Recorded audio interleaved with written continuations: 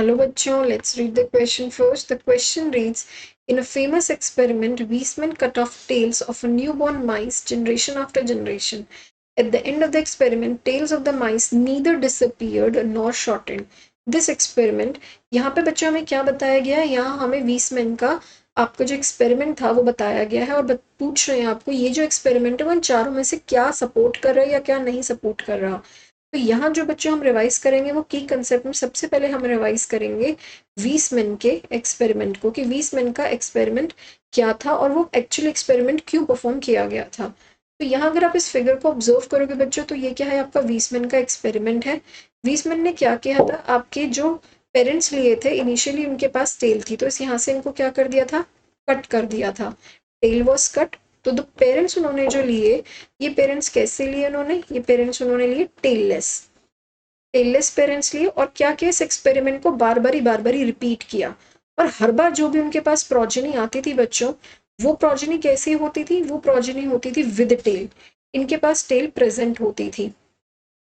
तो ये एक्सपेरिमेंट उन्होंने क्यों परफॉर्म किया था बच्चों, ये एक्सपेरिमेंट उन्होंने परफॉर्म किया था कि उस टाइम एक बहुत रिनाउंड साइंटिस्ट थे लेमार्क, जिन्होंने एवोल्यूशन के लिए एक जो स्टडी है वो की थी और उन्होंने अपनी थ्योरी पुट की थी as stating as use and disuse of organs.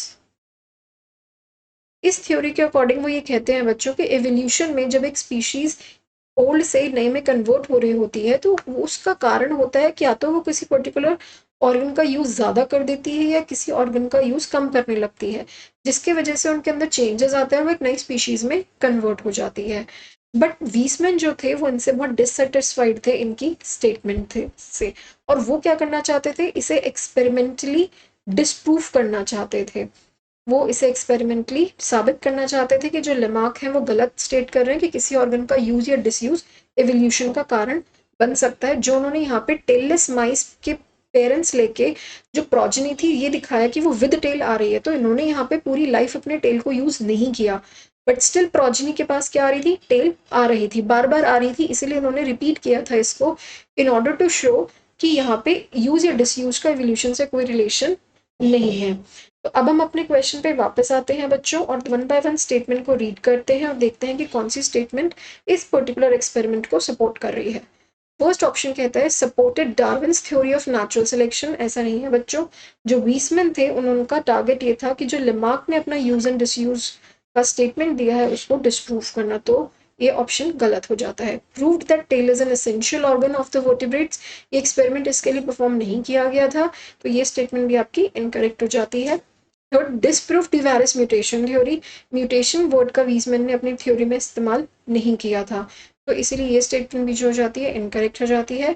Showed that Lamarck was wrong in his theory of inheritance of acquired characters, यही बच्चों आपका जो है राइट आंसर बनता है, क्योंकि वीसमैन का जो एक्सपेरिमेंट था उनका टारगेट ही ये था कि वो एक्सपेरिमेंटली प्रूव करना चाहते थे कि जो लेमार्क है उनकी स्टेटमेंट क्या है, गलत है, तो यही आपका सही आंसर बन जाता है।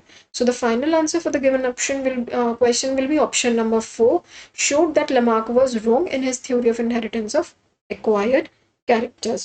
Hope you have understood this question well, बच्चों. Best of luck.